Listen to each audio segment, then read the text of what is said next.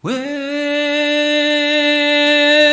the world has still gone nutty, buddy, even downright cruddy, buddy. Wish I missed the past, buddy, but there's still Buddycast. No, don't be naughty, go meet a buddy here on Buddycast.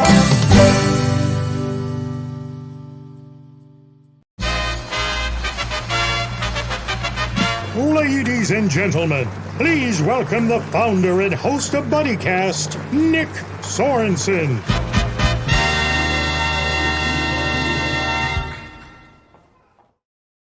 Hello, buddies! It's time for another episode of everybody's favorite show, Buddycast. I'm your host, Nick Sorensen. Thank you for joining us tonight. Tonight, we got a special guest from Team Big League. He wears pretty much every hat known to man when it comes to Team Big League. My buddy, Jordie. How you doing, Jordie?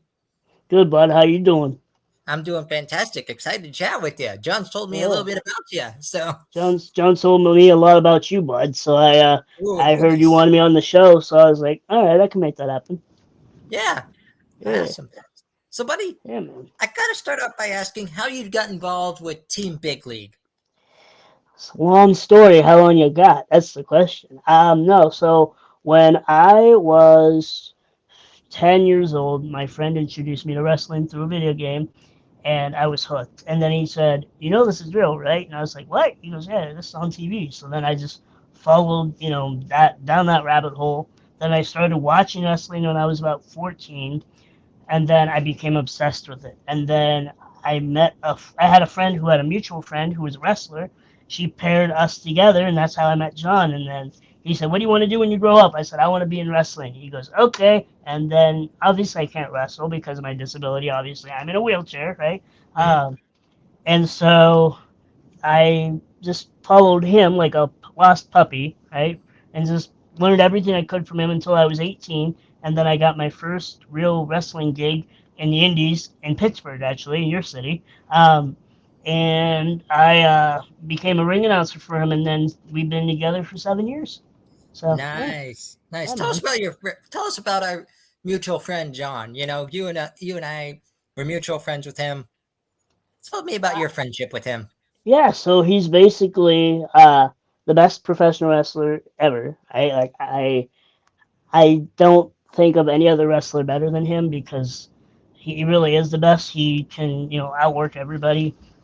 He knows a lot of different styles, and he's just known everywhere, and he's wrestled literally everybody. When he says he's wrestled everybody, he's not exaggerating, because there will be times where we'll go on a show, on the road, and I'll comment about a wrestler on TV, and he'll be like, "Oh yeah, I wrestled him," and I'm like, "Bro, you don't tell me these things, man. You don't like, how am I supposed to know this?" And he goes, "Well, I just figured I don't realize I don't tell you everything." I'm like, "Dude, you don't tell me everything, so I don't know who you wrestle or who you don't." So yeah, he really is the guy. He's my best friend. He's just has a heart of gold, right? His heart is as big as my giant head, right? So and I love him to death. And I'm grateful that he and I are 7 years later are still going on the road. Now I'm driving him everywhere with my car because I have a modified car, and it's a really, really big blessing. And so now I'm being more involved in professional wrestling because of him, right? It's not because, oh, I chased my dream, or, oh, it's a, how do I want to say this? It's not a charity case, right? Like I put my work in. I paid my dues, as the boys say, and I got to where I am because of John. So nice. Yeah, that's my boy, man.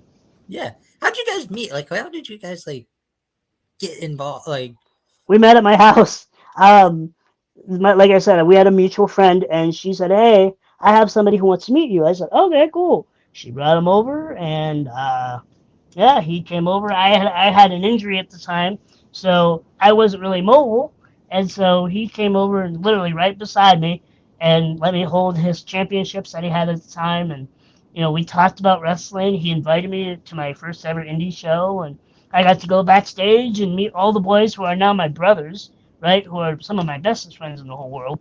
They have taught me a lot as well, right? as much credit goes to John, a good portion of that also goes to the other men and women who have taken me and accepted me, right? And that made it like a charity case, right? Like a Make-A-Wish thing, right? Like Mhm. these men and women understand how much passion I have for it and how much love I have for it, and they see that and they accepted me as one of their own. Now, obviously, I can't do all the crazy stuff that John does, right? But you know, they don't care. They're just happy that I support it, that I love it, that I have a passion for it, and yeah.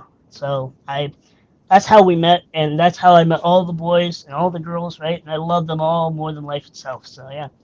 Awesome. Now, Yeah. when it comes to Team Big League, you wear so many hats. From what I know, you are the announcer, you're the manager. What else? Commentator. I do commentary for them. So sometimes things can get a little, risky at the ringside, right? And so sometimes there are opponents he wants that he or not that he wants that he fights, and they sometimes want to threaten to beat me up, right? They gonna hurt me, right? So John doesn't want me to get hurt. So John, has me go to the commentary booth. I kick one of the commentators out. I put the headset on, and then I'm, the talking head, right? So yeah, Mhm. yeah. Nice. Yeah, Nice. I hope this isn't all just wrestling, man, because there's a lot more to me than just wrestling. And I know there's going to be a lot of people that watch this episode that don't want to just hear all about wrestling. Everybody No, no, back no, no, home, no, no. There's plenty more to yeah, it. good, good, good, good. Because Yeah. I We're could just, talk about wrestling you know, forever. I kind of have I have this formula. It goes like wrestling, then we'll get into the other stuff. Sweet, man. Sweet, sweet. Yeah. Yeah. So you got with your time with Team Big League, what was the most epic fight you've ever seen that Oh, still boy. stands out to you today? I know that's I know This you got was to when I think. was a fan. I Mhm. wasn't working for John yet, or at least I was, but not as frequent as I am now. He wrestled a wrestler called Adam Cole. Now, John got injured, which sucks, right? But the match was just so cool because Adam Cole was a big name and he was facing my boss, John. So when I got to see those two collide, it was just, my mind was just blown. And then when he got injured, the explosion, my brain just kind of fizzled out because I'm just like, oh no, John's hurt. What are we gonna do, right? So, Mhm. thankfully the recovery time wasn't that long, but that's probably one of them. Another one he did was actually the first show I ever worked was with him. Oh, another wrestler, I can't remember his name, and ECW legend Rhino. And I was ring announcing for John. This was my first time. Rhino pats me on the back and says, "Good luck, kid." And I just went, "Thank you," right? Because I was so nervous. I was 18, right? I had no idea what I was doing, and I you can learn so much from watching TV, right? But Mhm. you don't truly know what you're doing until you do it and you get the feedback and it just keeps growing, snowballing into what it is now, right? So Mhm. yeah. Yeah. So I gotta ask, a question just popped into my mind. Do you know of the wrestler called the Rev, Ron Yes, I Hunt? do. I love my boy. That's my boy. That's my guy. I Yeah, went to man. college with him. Yes, I heard on John's interview that dude. Rev is such a good dude, man. I love Rev. We actually met over social media, and he and I just started chatting. I said, dude, one of these days we gotta link up, and I can't wait to actually meet you in person. And then when I actually met him in person, he was even better than what he is on social media, and I love him. He is a good guy. Really, really, just one of my brothers. He's a good dude. Good dude. So Awesome. Awesome. Now, like I said, I promised you we're going to get into other stuff but wrestling. But I yeah. want to ask you one more wrestling question before we All go right. into our ad break real quick, Yeah. which is you got to keep it buddy like, audience appropriate. Give us a funny story about something that happened with Team Big League. Oh boy. So we actually weren't working a show. This is actually John and I going to a wrestling show called Monday Night Raw, and this was our first time going front row because I now have the connections to be able to do that to go to front row every time. So it was John, me, and my sister. We were going to Monday Night Raw. He was getting me out of the car because I have a disability, so he Mhm. can't I can't just get out, whatever. Somebody Yeah. has to physically carry me. He opens the door, he grabs me, and he turns, and he didn't realize my head was close to the door, and I smacked my head against the door. I am bleeding, right? Oh And dear. he's just like, "Oh my!" And I'm just like, "What?" And I just start feeling, I'm like, "Oh, that's fun," right? And we all just busted a gut because I wasn't, I wasn't like, oh, this hurts. I was like, oh, he's freaking out, calling 911. My sister's dying because she thinks it's great that her brother's in pain. Um, so it was a violent night, and I ended up having like a giant band-aid on my head to cover the injury. And all the wrestlers are like after the show, you get to meet some of them, right? They'll take pictures. One of them goes, "Are you okay?" I'm like, "Yeah, I'm good." Meanwhile, John's thinking, I broke him.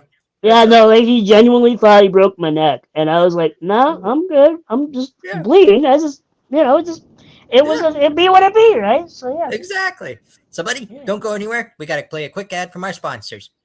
Sweet. Hi, Buddycast. Today's Buddycast has been brought to you by Glass Growers Gallery, where they showcase functional artisan handcrafts of jewelry, pottery, glass, wood, metal, socks, and more. They also deliver within a 12-mile radius. They're located in the heart of downtown Erie by a bunch of our other business buddies. You can find them at 10 East 5th Street. You can also find our buddy Emily, who did a Buddycast to explain the business more. She did a fantastic job. Please check out that episode. You want to learn more about them? Call today at 814-453-3758 or visit their website at glassgrowersgallery.com. Tell my buddy Emily that Buddy sent you and Buddy says hello. Now go be someone's buddy. Thank you for tuning in to this episode of Buddycast. And that was Glass Growers Gallery, some fantastic business buddies of ours. You ever been to that store before? Nope. You gotta check it out sometime. Listen, is it in Pittsburgh? It's in Erie. Erie. Okay. Yeah, no, I've never been there. No, I thought it was in Pittsburgh. No, I've never been there. When Erie is to me like Erie's home, because me and John and I both live here.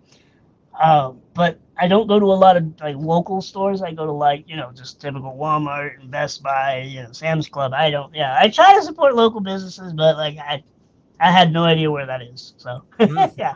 Well, if you're ever downtown near Perry Square, there's a beautiful business there. It sells a lot of local stuff, like a lot of local handcrafted stuff. So you gotta check it out. Definitely, I definitely will. Yep. So like I promised you, now we're going to get into the you section. We've talked all about the wrestling. Now it's time for you. Sweet. So I just feel like you have this incredible story behind you, like this incredible life story. Would you mind sharing? Yeah. So essentially, obviously, as you can see, I have brittle bone disease. I'm in a wheelchair. My bones break easy. I have glass-like bone-like structure, right? That's what my bones are made of. So basically, I break for anything from my neck to my toes, or not to my toes, but to my feet, right? As a kid, I would average every year for at least the first 10 to 15 years, I'd average 75 breaks a year. Hell yeah. I have Evel Knievel beat by miles. So with the disability, life always was different, right? And it was so different that I learned to adapt and I learned to overcome and not be bothered by the disability. And I just kind of was like, oh yeah, I broke, and I'd move on, right? But that's the overall aspect of my difference of what makes me different. But the story is basically I am not originally from the United States. I'm actually from Honduras. So I got that Latino, fire in me a little bit, Latino heat a little. And so I'm from Honduras, and my mom and dad knew they couldn't keep me.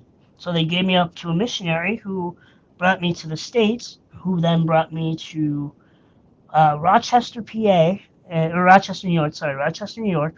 And there was a foster home for disabled kids.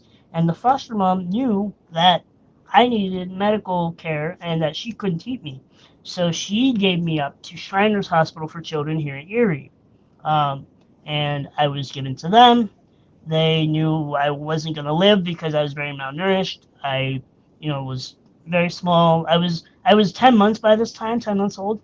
And I looked like a preemie. I looked like a brand new baby. And I still looked like a brand new baby until about 2 or 3. I was still teeny tiny.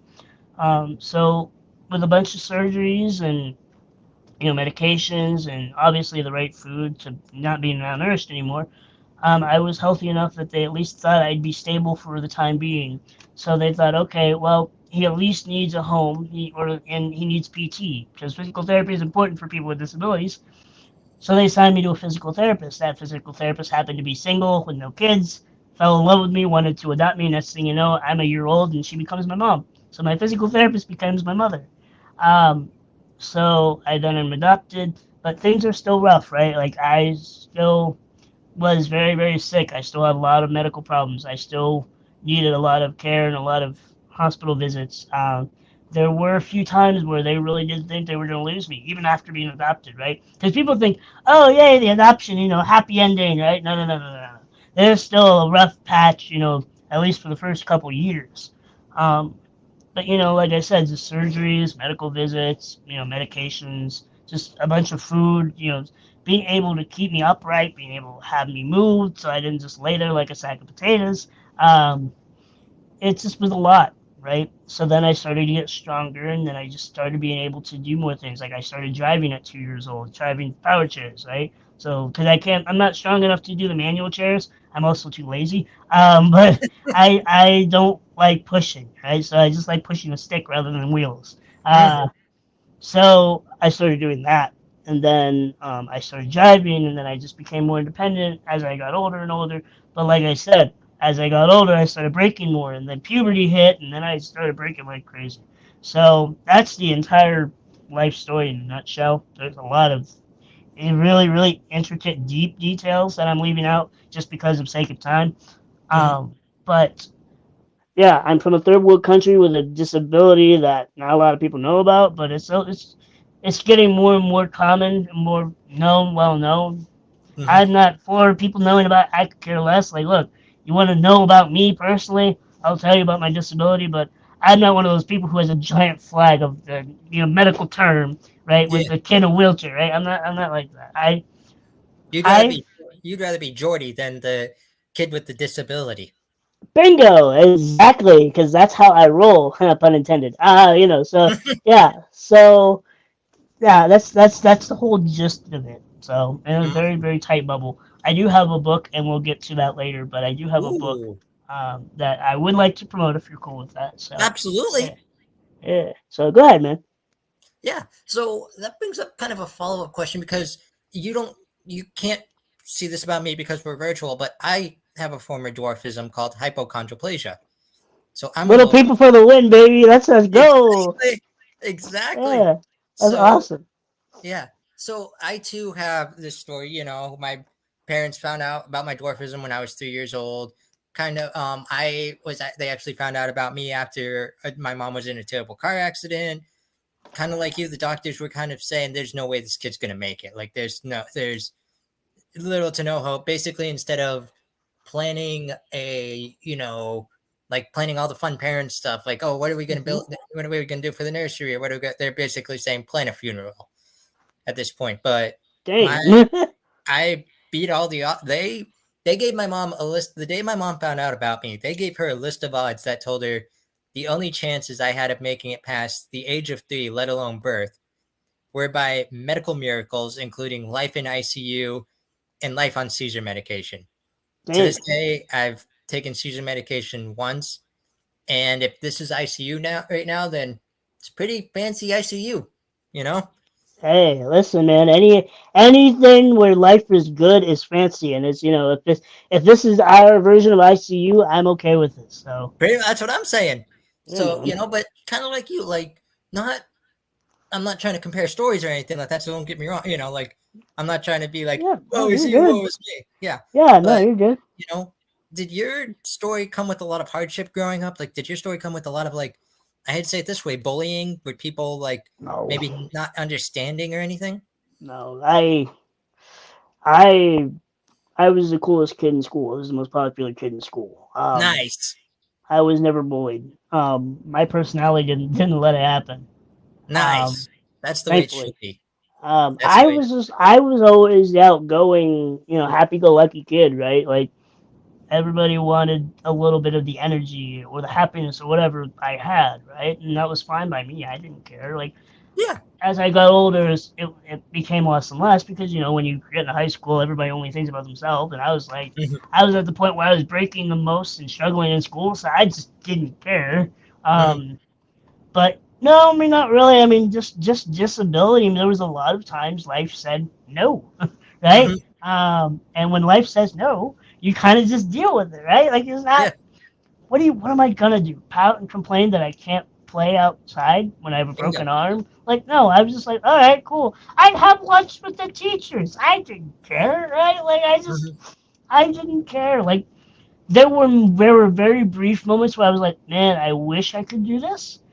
But if there were very few of them because I just learned to adapt. I grew up with it. Its adaptability is so important in life because whether you have a disability or something traumatic happens that changes your whole life and your whole perspective of life, you have to learn to adapt or else you'll never grow. You'll never flourish, or you'll never be able to fathom any of what's going on because you're so mentally just drained or depressed, or you're letting things that you can't control get in the way of you growing and being in the future, right? Bingo. So That's exactly the mindset I was yeah, looking for.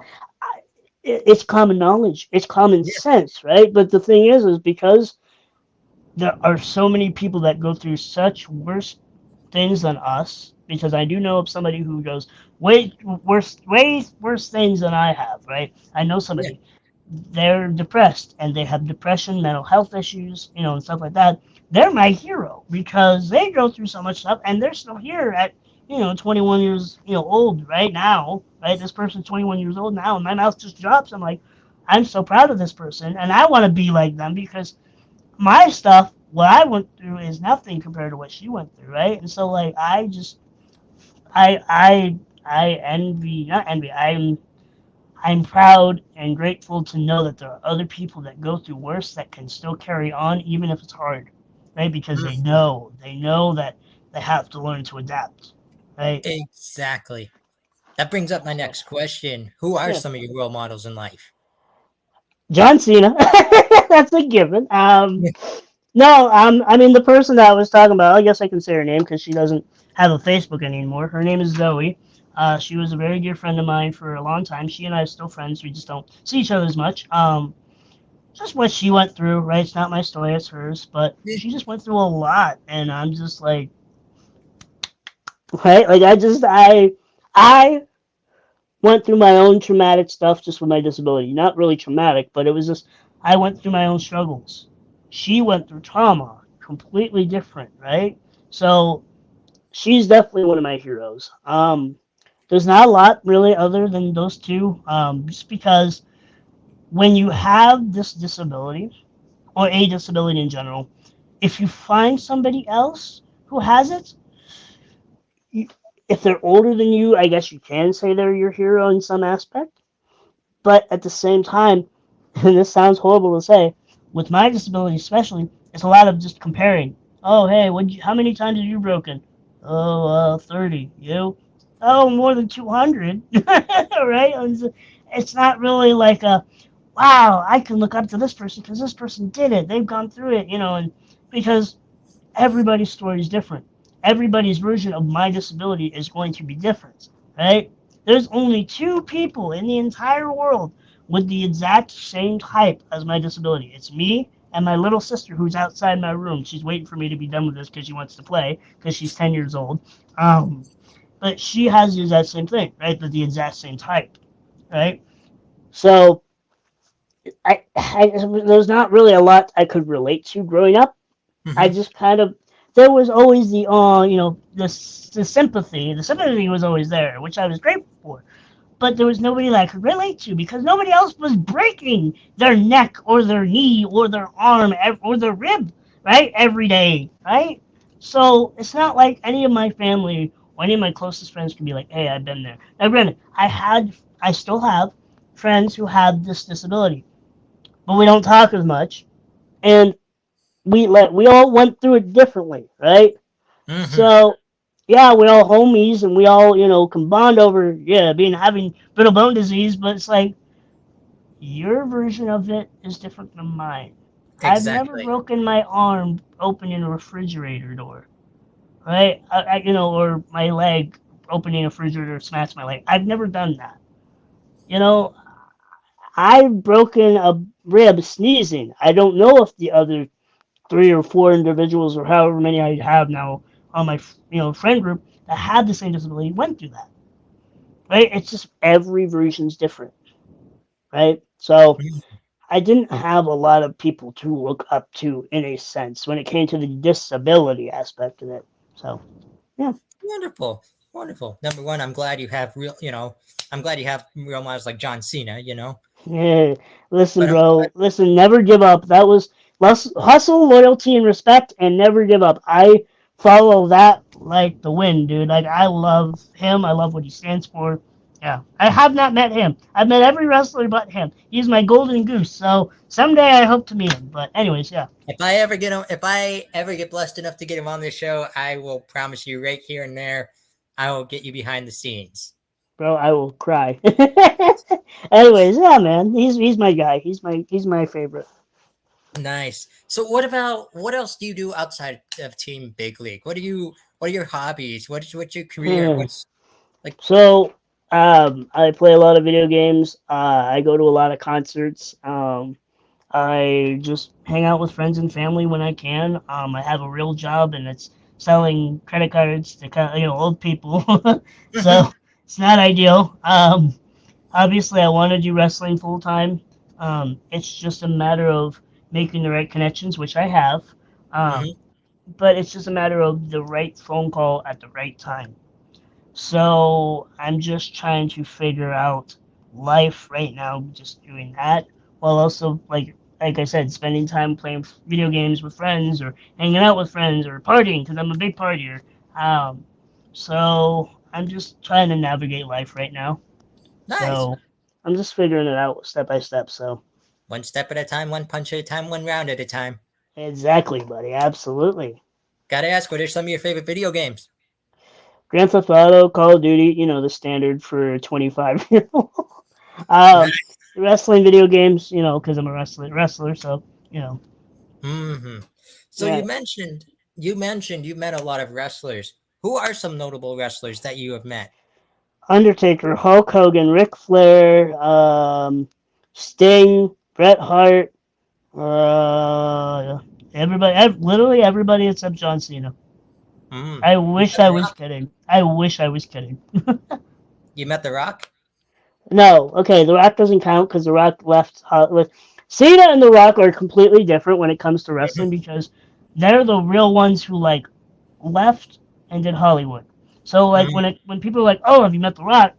No, because this is the same field. Cena and The Rock.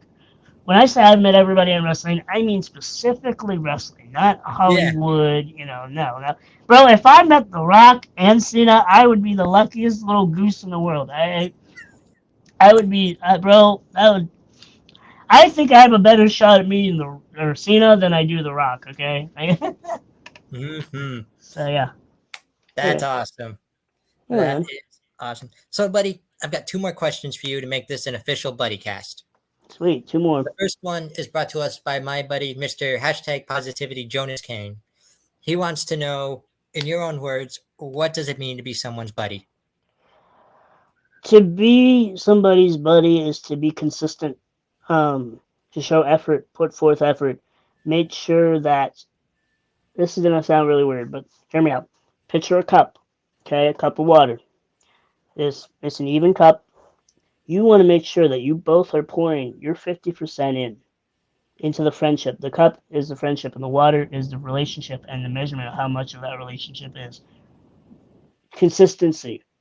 That's what being a buddy is all about: is being consistent, loyal, loving, caring.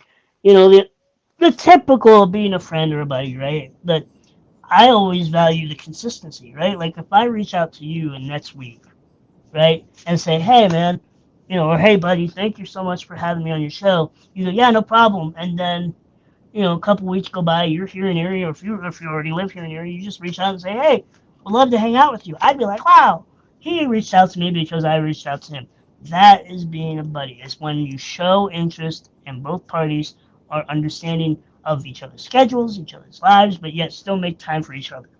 So I'm weird when it comes to friendships and stuff like that, but I have put so much time and so much effort in a lot of people, and they have either shown me that they are worth being a buddy or they're not, So I value buddy ships differently than most people, so. Love it. You're right. It's 50-50. Sometimes, sometimes it maybe is. Sometimes you got to put a little more effort into it at times. Yeah, but that's okay. But that's what brings it back to the 50-50 eventually, Yeah. Absolutely, dude. There we go. The final question I have for you today is what we call the ultimate Buddycast buddy question. Ooh. You ready for this? Yeah, For anybody who, we're going to go back to the wrestling for a minute. For anybody who wants to do what you do, who wants to be an announcer, who wants to be a manager, who wants to be this involved in wrestling, what is your advice to them? Be humble. Be grateful for any opportunity you're given. Don't take any opportunity for granted. If you are nervous, you're allowed to be nervous, and that means you're ready. If you're not nervous, that means you're not ready. Also, never give up. Obviously, John Cena pun, right? But seriously, never give up. Chase your dreams, because dreams do come true, right? We're going back to my story a little bit in wrestling, but because I never gave up on my dream, and because I'm still chasing it to this day, I'm now friends with the biggest wrestler in the world today. Right? I can text him whenever I want, and he invites me to work for him in Atlanta every 3 months. Right? 14-year-old me would be crying right now. Right? I have not gotten to where I am because just out of luck or for charity. I got to where I am because I never gave up, and because I was grateful and humbled, and I took every advice from every wrestler or promoter or whoever, manager, announcer, commentator I could, and I ate it up, and I'm grateful for it. So yeah. Mm-hmm. We do have one question from the audience real quick, and then I have a quick follow-up question for you. Yeah, go ahead.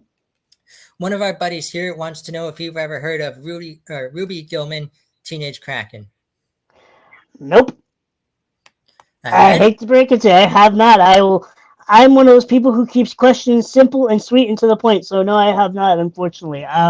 If it is an independent wrestler, that's probably why. Because for years until I met John, all I knew was WWE, right? So or AEW or any of the wrestling big TV ones.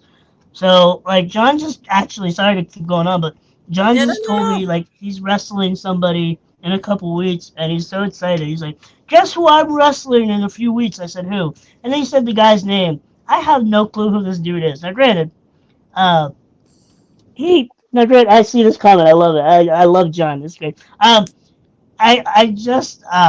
This guy that John's wrestling has been in the business for 23 years. The same amount as John.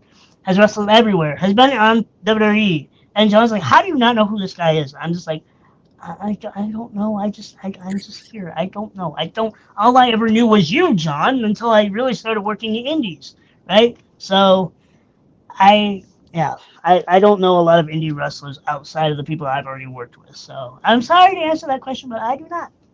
No, you're fine. We love questions from the audience. So I try to feature everyone that I can get, Oh, the person saying sorry for asking that question. Don't apologize for asking that question, then, man. No, not at all. No. I like questions. It keeps the thing engaged, and it makes my brain work. Exactly. So I got one more question for you, though. Yeah. We're talking about you've got a great story behind you. Thank you. You're very an inspirational person. Aw, okay. The second part of the Ultimate Buddycast buddy question is, what is your advice to anyone out there just in life? Give us some life advice. Oh boy. First of all, let me just, if anybody's watching, if you guys have questions, DM me or ask them in the comments. I like answering questions. I like talking and being able to give advice to people. So I want people to if you have time, I'd like to answer some questions, because I know there's people who's gonna have questions because they see a Hispanic kid in a wheelchair who's in wrestling. They're probably like, "What on earth is this?" Right? So, but the advice that I have to give is essentially just, if life is giving you crap or just hardships, right? Don't give up. Keep going. Keep fighting. There are brighter pastures. There are greener pastures. There are brighter days ahead. And even though, we all go through our own trauma or our own struggles, or we have our own disabilities that limit us in life, just keep going. Try your best to put a smile on your face. If you can't do that, then at least do something nice for somebody else. Reach out to a friend, say hello, right? Or just, be courteous, be kind or thoughtful to somebody who might be going through worse than you, right? Like, that's why I still hang out with my friend Zoe, like, because she's still going through worse than I, and she and I have a really tight friendship. We're like this, right? But I just, I know that me being able to be there for somebody else makes me happy. I also just like being with people, knowing that I'm putting, you know what, this actually goes right into the buddy question. If I had a buddy moment of the day every day, it's knowing that I put a smile on somebody else's face. If I know that if I made them laugh, made them happy or grateful or whatever, right, then I did my job for the day. That's my buddy job or whatever. I don't know. I'm just trying to incorporate it in your show, but I just want to make sure that I'm doing the right thing, and that's making other people happy or grateful for their life or whatever. So if you can do that in your life, then I guarantee you will find some form of happiness, knowing that you did something for somebody else. Yeah. Love it. Perfect advice to end this episode. Woo. Thank you so much for joining us on Buddycast today. Thank you for having me, man. Oh, hey, real quick. So I was going to promote this. So I don't have a copy of me, but I'm going to send it to your page. My book is called A Little Life in a Big World. It is available on Amazon for $10. It's super cheap because it's really, really small, because I don't like writing and reading. So I made it as short as possible, quite like me. It's on Amazon. It's my entire life story from birth until 2021. So I was 23. So from birth to 23. So yeah. Nice. So you can find it on Amazon? Yeah. I'll send you the link, and there's a whole Facebook page. I don't post much on my Facebook page anymore, just because, well, one, sales are down, and two, I have gotten so busy in life that I just kind of forgot it exists. I used to update it on, like, oh my gosh, we broke a sales record of 150. Right? Like, because people ask, like, how are your sales doing? And then I would say, oh, they're good. And then, I would update the page. But now the page just exists, and it's probably full of cobwebs, and I don't really care. Because to me, it was never about the money. It was about inspiring people. So I really hope that your fans are inspired by it. And I hope they read it. Not for the money, but just because I want them to be inspired. So yeah. Hey, you inspired me today. So thank you. Thank you, man. That. Yeah. Thank you. For all my buddies out there, this is my buddy Jordie. Please check out his book. Reach out to him. He loves it when people reach out to him. You heard it yourself. I'm your host, Nick Sorensen. Thank you for joining us on another episode of everybody's favorite show, Buddycast. Jordie, before we close out this episode, I have one favor to ask you. Yeah. Whatever you do today, tomorrow, next week, next month, or even next year, please promise me you're going to go out and be someone's buddy. I will, bud. You got it. We'll catch y'all next time here on everybody's favorite show, Buddycast.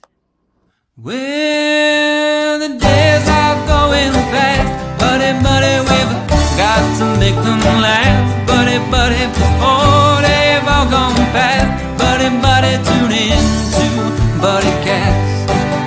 No, don't feel none, it go make it, buddy, here on Buddycast.